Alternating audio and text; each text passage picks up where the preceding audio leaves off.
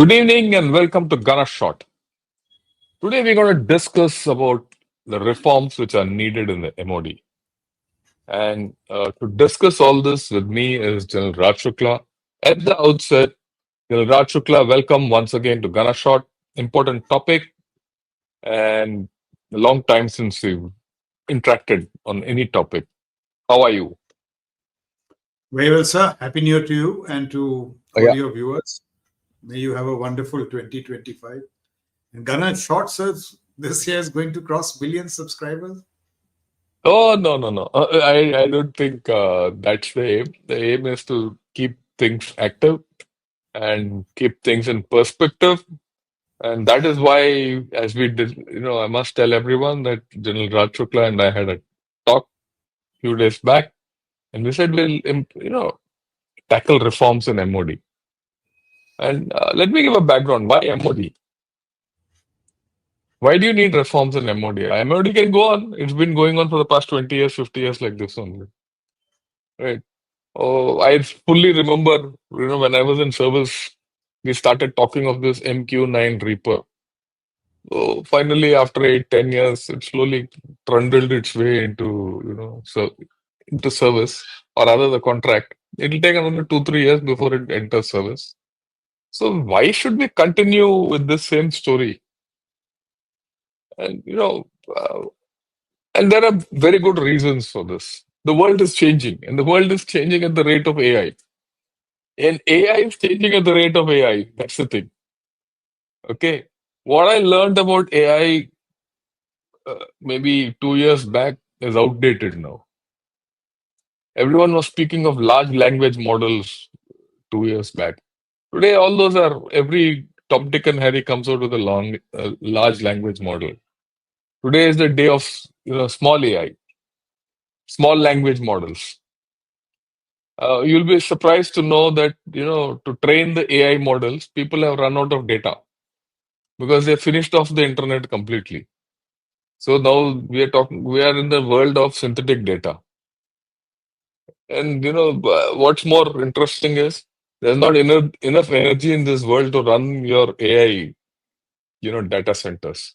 So that's why Trump wants Greenland, because there's uranium there, and he is being backed by tech accelerators. Who are the tech accelerators? Amazon, Microsoft, Palantir, all these fellows. They're paying him money to talk and acquire Greenland because there's uranium there. With uranium, you'll build nuclear reactors and change the whole story. That's the rate at which world is moving. That's one part of the story. Then you see the wars which have happened. Earlier, 3 years back, we said we'll have short, sweet wars. Technology dominated. There'll be no fire exchange. People are dying by the dozens. 23, 24, we've had the highest number of casualties for a long in this decade. What the character of war is changing. The weapons of war are changing. And then we have gone into ambitious systems like theater commands and things like that. The structures are changing. Your roles are changing. As your economy grows, your role, you're no more just a big power or a medium power or a middle power. You're a regional power. That's what you want. Third biggest economy. We keep saying third biggest economy by 2030. The third biggest economy by 2030 has to have the third modern armed force. Otherwise, there'll be a Vikisit Bharat without a Surakshit Bharat. Mismatch. And this entire story comes down to this organization called Ministry of Defense. And a large part of what the Ministry of Defense enables India to go on the right line. This is my heads up to all of you. I'm sure you'll hear more with better examples than what I've quoted from General Raj Shukla. So over to him. Raj, all yours. So I think you've kicked it off well. And I can just add a few things here and there. So I am, firstly, so let's say when I read of this news that the MOD is going to reform further, I thought it was a very good signal. if the signal is that we must broaden, deepen, and accelerate the reforms. So something is on, but they have to be broadened, deepened, and accelerated. For all the reasons that you said, sir. Uh, China, the lag with China, which was once linear, growing in a linear fashion, is now becoming exponential. Exponential meaning that if we don't reform and not tinkering, not tinker, it is they will just race ahead. So apart from the so many things which have already happened, I mean,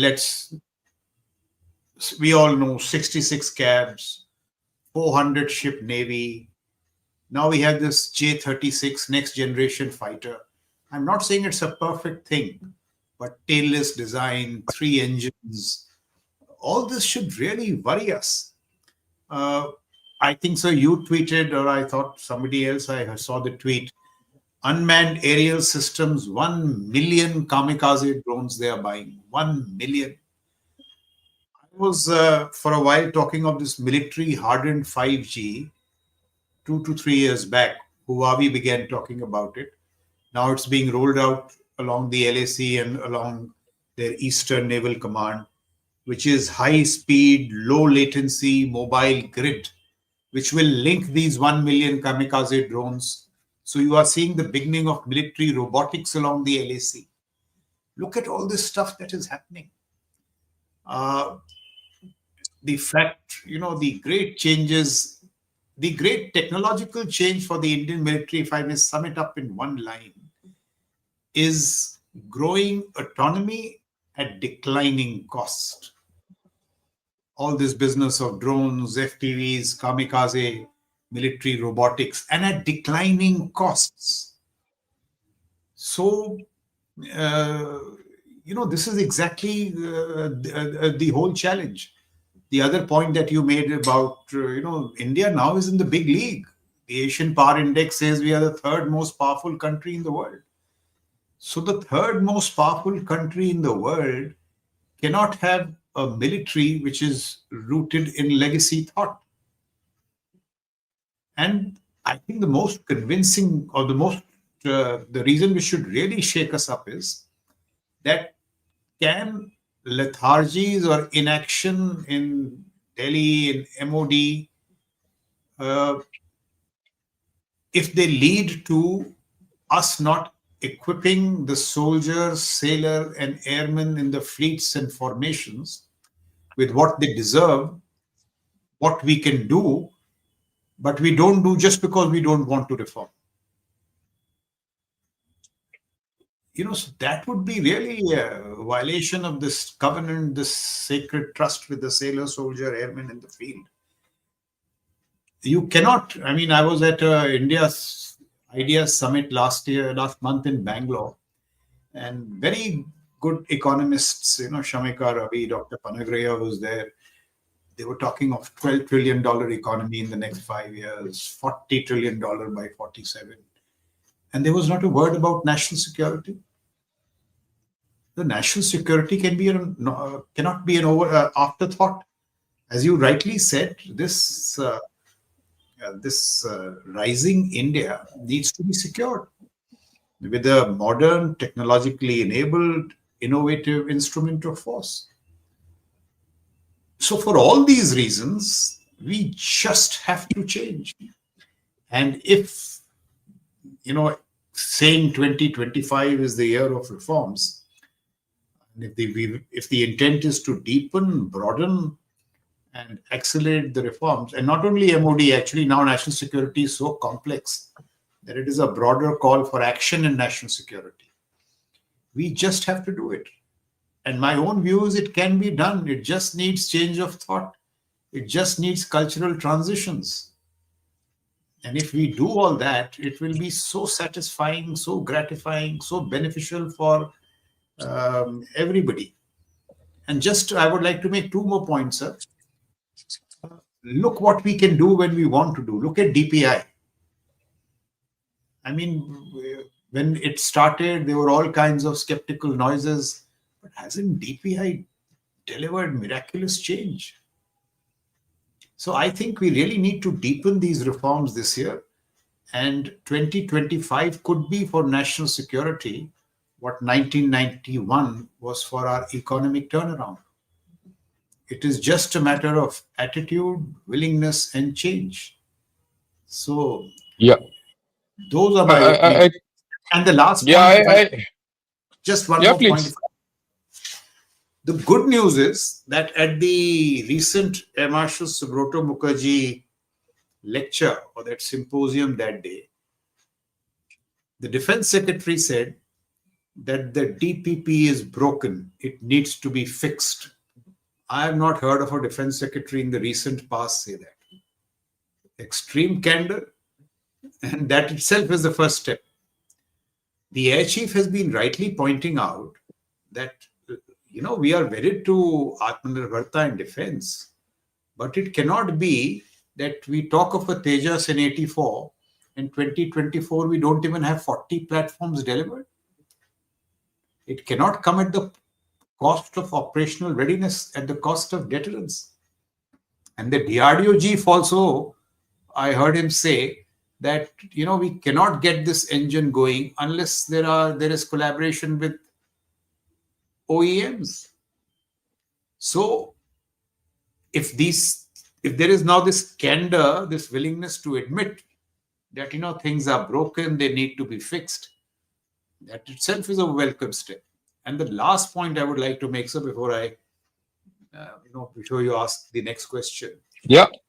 is that of late we have seen what is the attitude to change and reform. So DRDO says, yes, there are problems. We need to change, but I cannot change. I will toss the ball up to PMO and see what they do.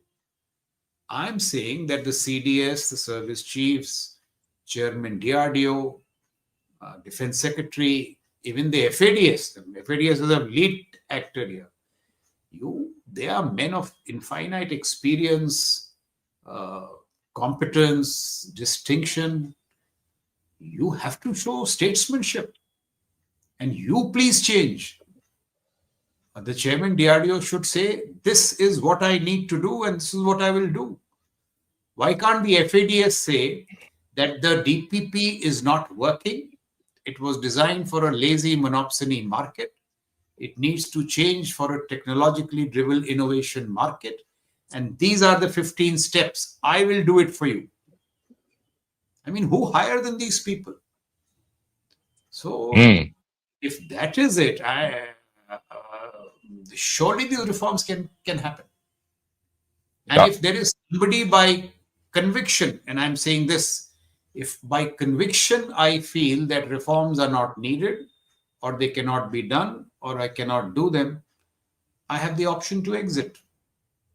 But I cannot be sitting there now. The country cannot afford it. So I'm appealing to the apex leadership of the military, civil, technological, administrative, financial bureaucracies. Nobody better than you to change. And it is really needed. It is a national security issue. We could be in a pre-war era. We could suffer humiliation at the hands of the Chinese. Our soldiers, sailors, airmen need it. General Malik said in Kargil that we will fight with what we have. Today, a more confident Vishwa Bandhu should say, we will give our soldiers, sailors and airmen the technologies and combat capacities that they need to win. And the last point is that for very long, the fitrat in the MOD has been, all right, now this change has occurred. Oh, now we need to react to it. We will cope. When will this is a good year to say that we will anticipate over the horizon change and execute what needs to be done before the change comes to our doorstep. And a step ahead, when will we start leading change? We should change first, and China should say, oh, we will catch up. So all this is there. We can do all this. There are simply no excuses left now. We cannot have laziness in thought or lethargy in action.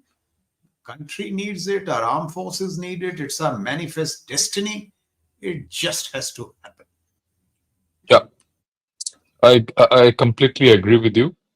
So the first change I think we need to discuss a little more is this business of change in the mindset of leaders. You know, what you said, I cannot change. It's nice for the defense secretary or the DRDO secretary, right, to say, oh, this thing is broken and, it can't be fixed, XYZ, the DPP. But I have a different view on this. Do you need the DPP to execute your procurement? My experience says you don't need it. I mean, let me now tell you, uh, I've been party to two amendments to the DPP, and I've also, for a long time, I operated the DPP, and when I was retiring, I was handling a lot of projects which all ran on this DPP, and I never read it even once. I never read the DPP because the DPP, like the Bible, is there. You read it selectively, refer to it selectively. You have doubts, clarify it, and get going. And the DPP is just a way to move ahead. What has happened in our leadership, and this is my firm conviction, that the DPP has been used as a crutch for not doing a thing. Okay. And it is in this context, I think the leadership change, whether you call the defense secretary or the secretary DRDO or the FADS or the three chiefs and the SFC and all these people, I think they have to start saying, what is the change I have to do? Your views on that first. No, absolutely. I'll give you the same example with reference to the GFR. I mean, I have read the GFR a couple of times. Nowhere does it say that it is an obstacle to do all the things that the people say. The GFR broadly just says one thing, that whenever you spend government money, there should be no corruption, there should be no misuse, and it should be at the most reasonable cost. It doesn't even say L1. That's it. Now we have to just argue these things on file. And exactly, the last 8 to 10 years when I was at the apex, I never saw these as a roadblock. And the IFAs also never advised me accordingly. But I'm just responding to the fact, if you meet people in very high places and today in the services and all, they'll tell you, कि sir, ये हमने करना था sir, DPP में problem थी, तो हमने इसको ऐसे घुमा के कर दिया. I'm saying if DPP is such an obstacle, then rewrite it in 4 months. What is so great about it? It is not a constitutional document. Look, if it is an excuse not to do things, or people are scaring you not to do things, hold them to account. But you please cannot tell me, ki, sir, I was there for 2 years, DPP was a problem, so my soldier, sailor, airmen did not get that stuff. Secondly, sir, hypothetically, let's take this aircraft example. If the same scientists have not produced the engines for 40 years, do something different. Allow the chairman DRDO flexible recruitment. That for this engine, pick up anybody from the world, get him, put him on this, and he will deliver. This is what other countries have done. China has done this as part of the 1,000 Talents Plan. Americans do it. Or say, this is my bright scientist, I have put him here, and in 3 years you will deliver. But it cannot be that we say, okay, this is the committee, this is what we need to do. 4 years later, the same excuse. That cannot happen. Yeah. So these are the things to whatever the chairman DRDO needs must be given. I mean, if we have to get 3 scientists and pay them even 20 lakhs a month, it is nothing for national security. Now, these are the things to do. It cannot be the things of the past. And if these things are done, which is very much possible, let's talk of this FADS IFA. Everybody says, sir, they are the problem. So I'm requesting, I'm urging, I'm pleading, मैं हाथ जोड़ रहा हूँ, FADS say, you are the highest man in the financial business, you understand it. Say कि sir ये है, मैं ये 12 पेज लिख दिए, अभी कोई nobody will quote the financial documents as an excuse not to do things. Why can it not be done? And I can tell you there are many bright officers in the Indian Audit Service who can do it. If the top level guys cannot do it, pick up 4-5 youngsters. Look at, sir, how the CFO works in the private sector. The chief financial officer is a very important man, but he says, all right, these are the objectives of Microsoft or say in Skyroot. So I will deliver these objectives, but they have to be done in this manner. The CFO doesn't have veto powers that I will write 4 notes, go sit at home, and 5 months the file will घूमा है, IFA ने लिख दिया, IFA ने लिख दिया. This has to change, Baba. All, and we are pleading. I am saying you are men of great distinction. Please do it. I'll give you a. And I just 1 minute, sir. Just 1 minute. There is a lovely document. I'm sure you would have read it, sir. SHANKAR ka CTO Palantir. He's written on defense reformation. वो यही बोलता है. He says he's talking in the American context that the DPP there, all the procedures were designed for a monopsony market. See, I'll tell you how this market is working. 1 buyer, 1 seller. No competition, no choices.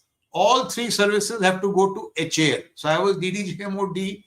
If I had to buy 6 aircraft in a year, I would give all advance in the beginning of the year. A great company. No, pura advance. This may no leverage with me. I can go nowhere. This has to change.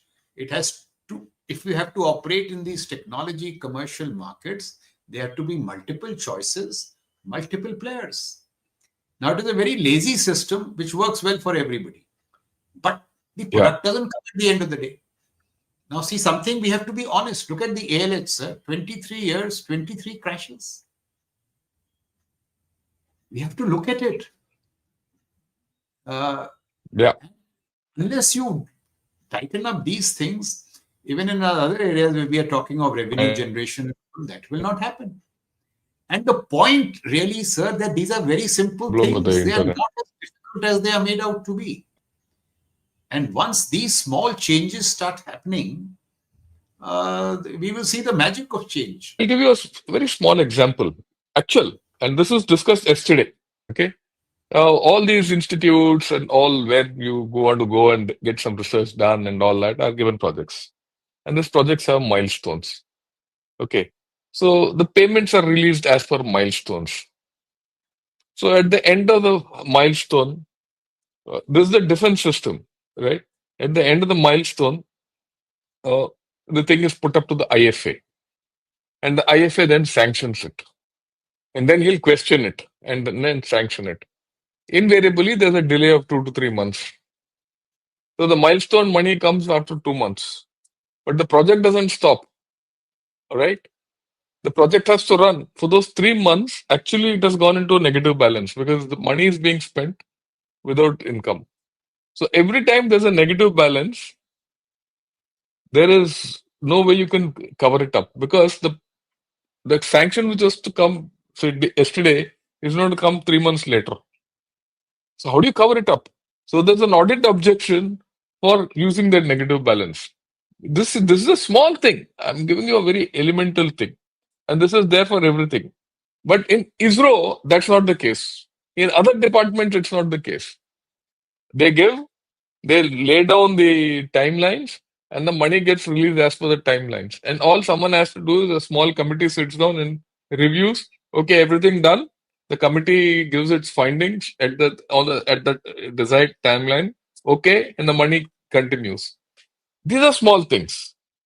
Very, very, very fundamental things. I hope the FADS has a look at this.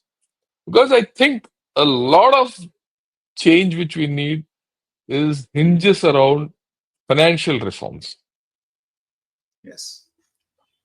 So I would like you to dwell on this. Every year, our defense budget is increasing.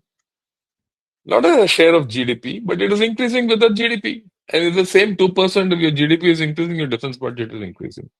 And with every increase in defense budget, you need the capacity to spend. And you need the capacity to spend more. And if your defense budget has to increase, which we will talk of a little later, you need to have better capacities to spend. So there's no point in having a capacity, you have more allocation and you can't spend. And if you have more allocation and you can't spend, you're not getting capability.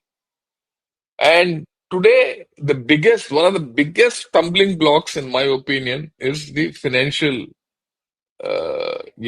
reforms which are not taking place or are required. Can you discuss this? Because I think this is a very important thing. Then we'll go to the other issues. I agree with you, sir. See, everybody has to change. The services have to change. We have to deliver our own change. DRDO has to change. And FADS, I brought this point. I think the topmost priority is FADS. If the entire financial system cannot even spend $75 billion, which is our budget, when your adversary is spending $500 billion, it is really a shame. So are we saying that we don't even have the intelligence to spend $75 billion when the Chinese can spend $500 billion? So if your procedures are the cause, please change it. In fact, a good financial system should say, our procedures are not a problem. If you want, we'll make you spend $600 billion. And how this argument has been spun around to say, listen, defense allocations are not a problem, but we cannot even spend $75 billion. So what are we saying? We are saying, listen, we are so tied up in our bureaucracies over here that the poor sailor, soldier, and the airman in the field will not get the combat capacity. What kind of argument is that? And we have many years laughed it off. We will get around. This has to change now. We are the third most powerful country in the world.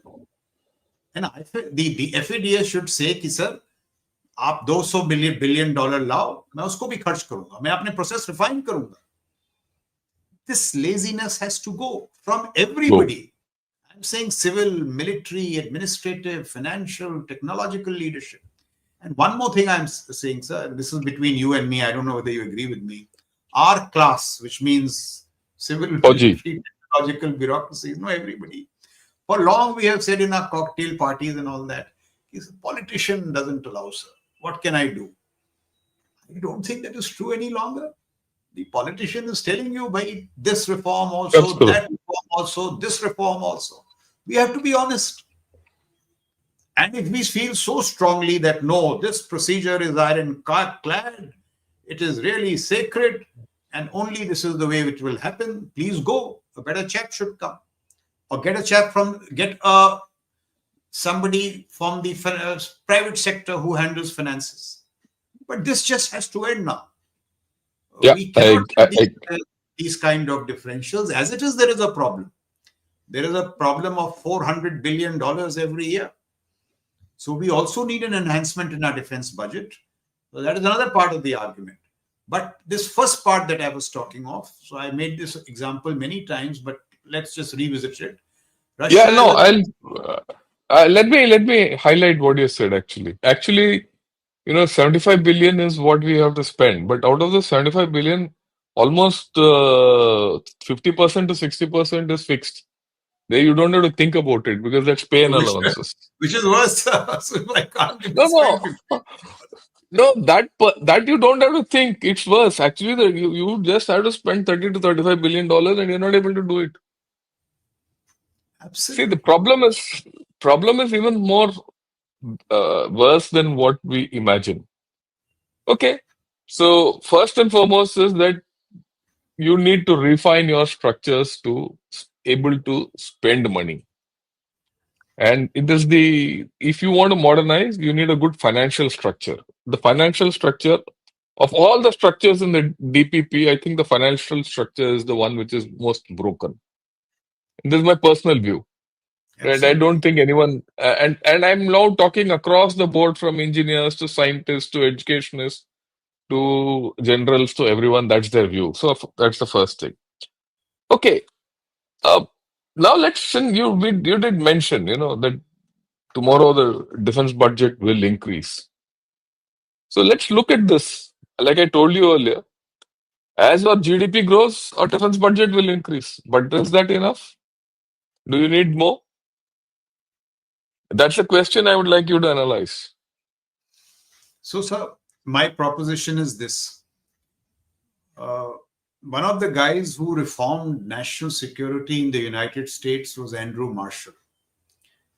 Andrew Marshall was an economist, a near Nobel laureate economist with a sharp mind on national security. So if I and you make an argument for increasing defense budget, they will say, oh, these generals constantly militarizing. I'm appealing to the economists. Are you saying that India does not, year on year, if the military component of the power differential is $400 billion, I mean, there are limits to valor. So you have to find the money. National security must be woven into economic statecraft. It cannot be an afterthought. So the economists must say that to secure this economy of ours, to secure our economic futures, we need to spend on defense. And the other argument is absolutely obvious, that penny wise, pound foolish. What you save or what you do not spend on defense today, which means you weaken deterrence, you will end up spending for war fighting. So I've done some economic calculations of my own, and I'm saying if you increase the defense budget by 0.5% every year, get it to about 3 to 3.5%, which is what this country can afford. We are in a pretty good state in the economy. You will give the CDS about $500 billion over 8 years. China is spending $400 billion every year. 400 every year, more than us. I'm saying 500 over 8 years. And these $500 billion must go only into strategic deterrence. They must not disappear along the LAC and all that, which means three things in my view. Stealth-enabled offensive air power, which is really becoming a problem, which the air chief has been pointing to time and again. I think that is our topmost priority. The second is our AD topology. I don't think it is anywhere near in terms of robustness, what we need against a sophisticated precision long-range system that the Chinese have. And the third could be in areas in space, cyber and all. See, sir, here also let's get into one thing. There has to be clarity. I read somewhere that Vidya is not knowledge, it is clarity. So we need a lot of clarity in MOD. Space is a good example. I'm now convinced, sir, after a lot of reading on space, that ISRO, NASA, they can do exploration. When we expect ISRO to deliver on space, we are barking up the wrong tree. For two reasons. Because the space architecture for exploration is very different from what you need for the military. Two, ISRO, NASA, these organizations want to stay away from the military because they get this militarization tag and it hampers their own technological development in the civil space. That is the whole logic for space commands, full-fledged combatant commands. I'm not arguing for rank, but the space agency must be made a full-fledged combat command and told, here is your money, there is sky route, 2 years. Persistent surveillance in Ladakh. LEO satellites 20 odd. Persistent with SAR capabilities day and night. Specific these kind of things, not committee and this endless wait for 4A, 4B. This is our fault. If we expect ISRO to deliver on these capacities, at least in this tactical operational dimension, they cannot. It has to be the space command. That is the whole logic of all nations growing these combatant commands in space. Similar cyber. So some of these areas which grows our strategic deterrence. So $500 billion for that with 6 IFAs who can spend and not 12 IFAs who cannot spend. You need you need 2 or 3 IFAs who can spend. Yeah, I think that's a basic thing. Yeah, you suggested 3 areas. That could be fourth, it could be fifth. That's not an issue. Yes, fine. But you need I'm to just saying have focus. strategic deterrence, sir. Yeah, strategic deterrence. I wouldn't even say strategic deterrence. I think you need strategic capability. And that strategic capability need not be deterrence alone, it could be others also. And if you want to be a power, you have to have that capability. I mean, after all, late Mr. Manmohan Singh, I remember in the 90s, he said, our area of interest is from the Gulf of Aden to the Strait of Malacca.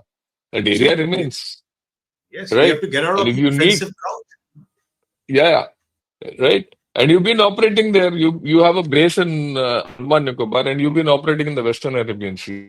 So you need those capabilities.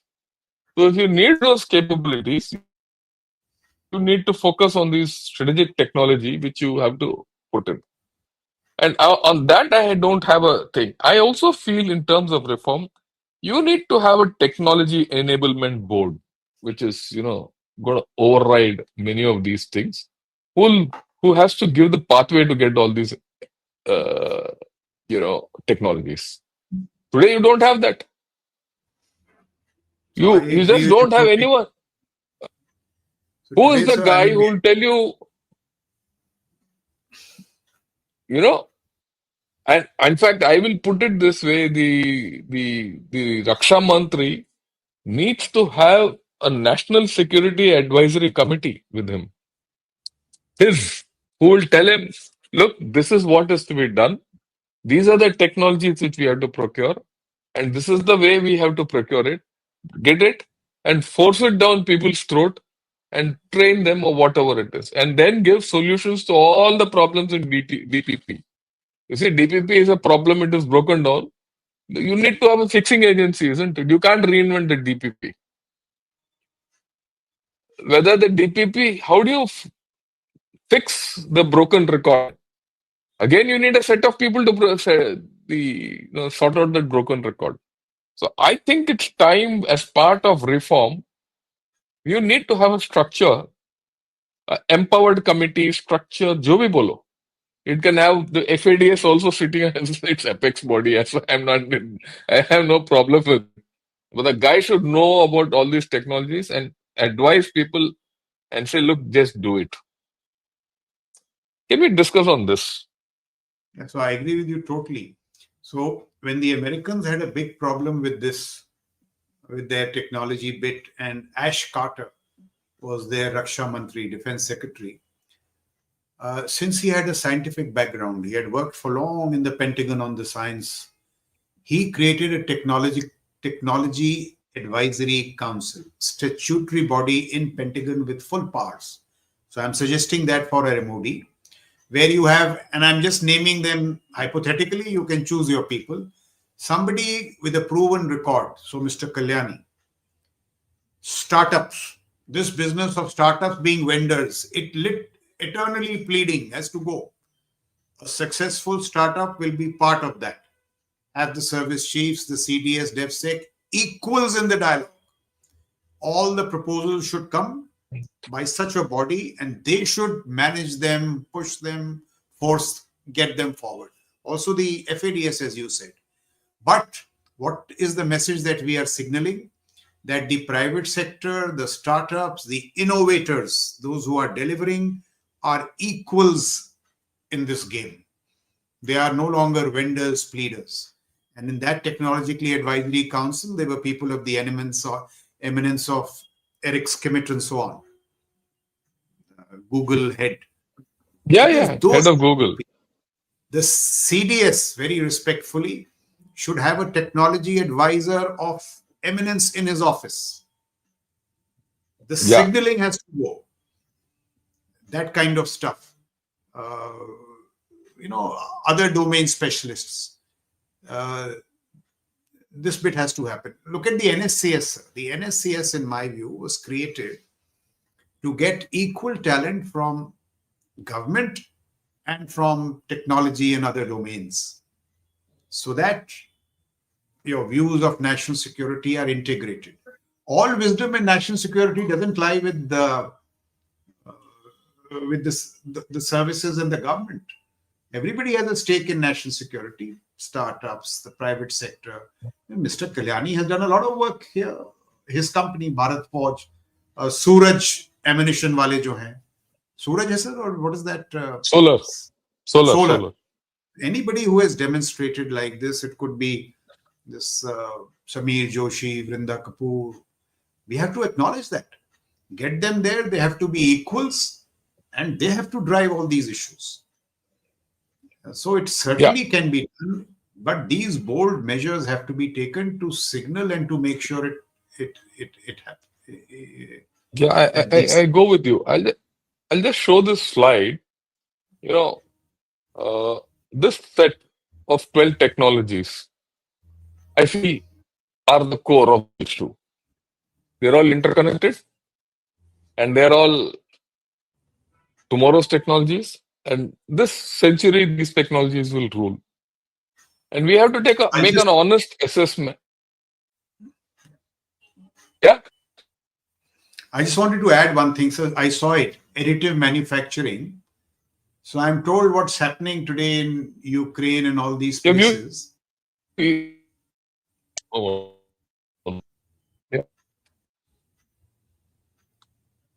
I'm not. I can't hear you. I think. Can you hear me now? Today. Can you hear? Yeah, I can. Yeah. Go ahead. I just saw this additive manufacturing, and I just wanted to give an example. See, sir, how the game has moved in additive manufacturing. I'm told today, the Americans and the whole lot of other people, they are using additive manufacturing to say drones. I find that a particular drone, its rocket motor needs to be changed in this manner, or its other design has to be changed in this manner. With additive manufacturing, these designs are changed over the weekend. So Friday you have one kind of drone, over the weekend you change it, Monday you have a far superior. Now, if this is the pace of change, where is the time for GSQR and that file to move and IFA and DPP? There is no time. This just has to happen on an email or so. It's not, you're not saying arguing for the sake of it. You can't have now कि sir Friday को ये हुआ, file move हुई. Yeah.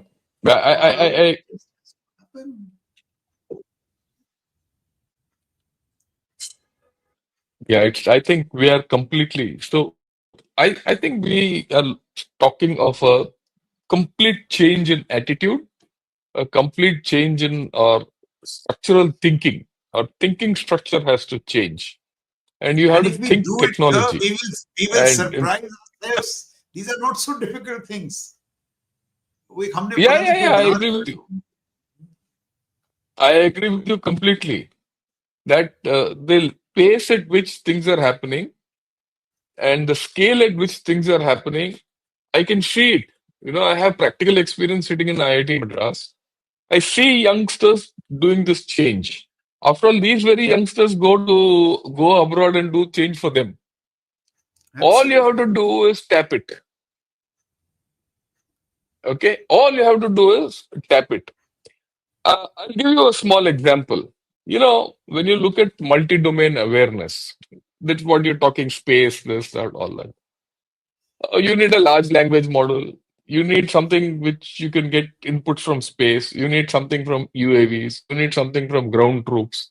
Then you need some electronic intelligence. These are different forms of intelligence you get. And today you don't have any capability of meshing it, fusion. And the story is multimodal fusion. Okay. This technology, 6 months back, people were saying, oh, it's a very difficult technology, this, that, and all that.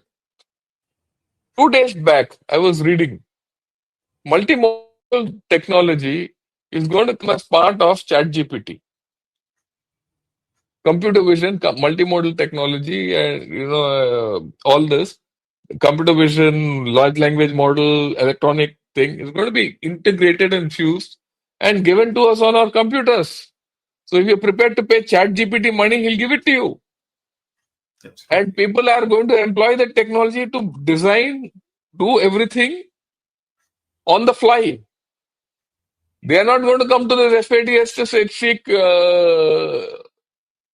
sanctions. So I think there's a huge change which we need uh, when we start thinking of this. So, I mean, this is my And the conviction. That's why when you said this, I readily agreed for this talk. Yeah, please go ahead. and the other point is, sir, as we get technologies like autonomy and all, the real change now is to deliver it at declining cost. Yes. Declining cost. Uh, Look at how inefficient our systems are. We know it's all privately spoken that Pakistan ordnance factories are 3 times cheaper than our ammunition. Now this has to end, sir. When will this end? Whatever your problems are. The defense PSUs over the years, we have raised them like these government jobs. Come, stay, pension. These kind of organizations cannot be like this. They have to deliver at declining costs and not at exorbitant costs. So therefore, those changes just have to happen in PSU after PSU and after PSU. For one reason is of costs, and the other is unless you get those innovation, entrepreneurial skills, you will never be able to compete globally. Just see, sir, what Uh, this Unit 8200 has done in that whole pager business and all. Pagers, ICOM sets. It is an yeah. 8-year project which was put together. But those 8200 guys are the brightest minds, as you said, youngsters, sharp youngsters willing to take risks. If we need a DPP, the first 3 paragraphs have to be innovation, risk-taking, and failures. Accept I mean, those are failures. the kind of change, sir, that failures will be honored. You have to put it down there. Yeah. You These are know, the changes I, which are actually, needed. The actually, you same old. got out a very important thing. You know that thing about what the Israelis have done with the pager attack. It was in the making for over 6 to 7 years. And this might never have gone on road. And this Yes, sir. country has taken the risk Risk. that it will never happen. The fact that Absolutely. it happened is more of an exception than was the intent, Absolutely. right? So I think the very important, one of the biggest reforms which we need in our system is the acceptance of failure, Absolutely. right? Even if you fail 4 out of 5 times, the one time when you're successful will give you out of turn returns. And for that, you need to have certain amount of venture capitalism. So, the venture capitalistic way of thinking has to come into the government. Do you think it So can? yes. So look at this. Today we have many defense startups who have matured through the IDEX, which is our own system. So the IDEX system, through a fair process, has brought some startups to the fore. So it is our system. We have chosen them for their talent, competencies, and they are there. Now, the only thing that they need from you is orders. If the defense services and the MOD can be good customers, what is a good customer? Just give them their fair orders. Once they get their set of 1 or 2 orders, the VCs will automatically pour in. They will see कि भाई Yeah. यहाँ order मिल रहा है. They will see business. But अगर वो बेचारा startup उसको आप 2 देते हो, फिर वो रिपीट के लिए लटका रहता है, और you say now repeat में you can't come. Now L1 will come. L1, in my view, sir, most, with all humility, is the most outrageous mode of price discovery. It just cannot happen that way. And in many other areas of government, it's not happening. We are the only people who are obsessed with L1. So these false gods have to be taken out. L1, no one will ever fail. There will be no innovation. If these are the metrics of our DPP, they just need to go. And what we need most, sir, is leadership. We need leadership now, people who are willing to do things. And Yes. if every other country can do it, Israel can do it, China can do it, USA can do it, we can do the DPI. We can Yeah, do. I Why? agree with you. To me, there just is no reason not to do it. Okay, fine. I think we've covered a whole lot of ground. I think we've delivered a huge message. Um, I'll post it in a group. I know where the SADS exists. I hope he sees it. Thanks a lot once again. Uh, Join in tomorrow. Tomorrow I'm going to talk about what the Chinese discuss about India. Till then, have a great evening. Thanks once again, General Raj Shukla. Good evening and Jai Hind to all of you. Thank you very much, sir. All the best to you, sir. Thank you, sir.